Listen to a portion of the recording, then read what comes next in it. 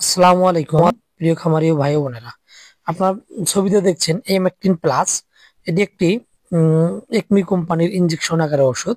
এটি 30 ml এবং 10 ml এ পাওয়া যায়।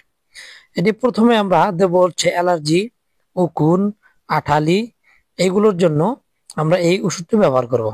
এই ওষুধটি যে গরুকে শরীরে খোসকা এবং শরীর ভরভরা হয়ে থাকে, উকুন আছে, আঠালি, সেই ক্ষেত্রে প্রতি লেখা আছে 50 কেজি ওজনের জন্য। আমরা সেই ক্ষেত্রে 35 থেকে 40 কেজি ওজনের জন্য 1 ml ব্যবহার করব। আপনারা যে গাভীটি দেখছেন ভিডিওতে, অবশ্যই এটিকে 5 ml ব্যবহার করবেন, তাহলে অবশ্যই কাজ ভালো করবে। এটিও সতর্ক অবলম্বন করে দিতে হয় যাতে মাংসের ভিতরে না যায়।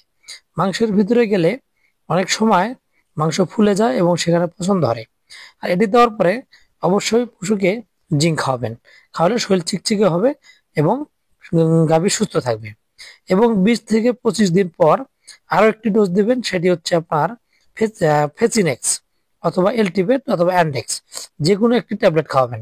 খাওয়ার পর এবং 1 মাস পরে আবার একটি ট্যাবলেট গ্রুপ চেঞ্জ করে দেবেন। তাহলে বুঝতে পারবেন যে আপনার পশু কৃমি এবং পরজীবী মুক্ত। তাহলে আপনি পশুকে যে খাদ্যই খাওয়ান না কেন, পশু সুস্থ থাকবে এবং দ্রুত মোটা তাজা হবে।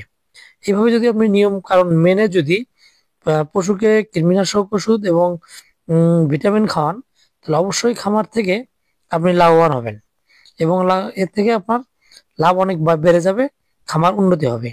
আর যদি কৃমি যদি সঠিকভাবে নিধন না করতে পারেন বা মুক্ত করতে না পারেন, তাহলে আপনি কোনোদিনই খামার থেকে লাভবান করতে পারবেন না, কারণ কৃমি আপনার খাদ্যের অর্ধেক খেয়ে ফেলবে।